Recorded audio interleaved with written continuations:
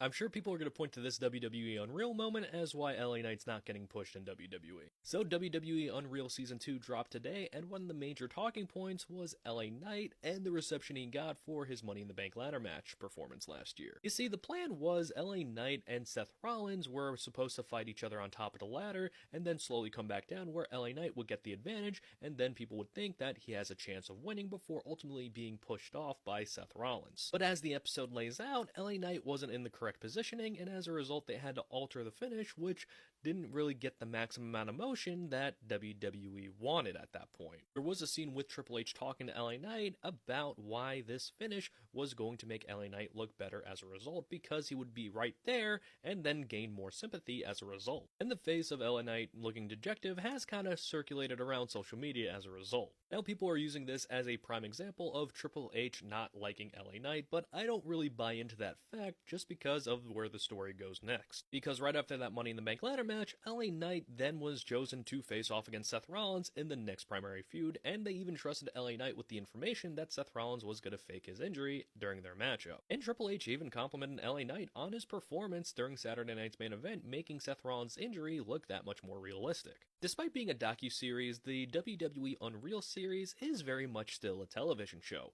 and a reality show at that, where there are real things that are happening, but there are things that are happening in a sequence where there can be a story told throughout the majority of the episodes. And with how the LA Knight section was portrayed was that he screwed up a major portion of the matchup which no one was happy with, and then he redeemed himself with his performance in the match after. Whether or not you think LA Knight is in the doghouse with WWE and Triple H, you can't really use this scene as an example of why you think he is, just because of how tailored this series is towards reality, but also scripted reality. What were your thoughts on the LA Knight section on WWE Unreal? Let me know.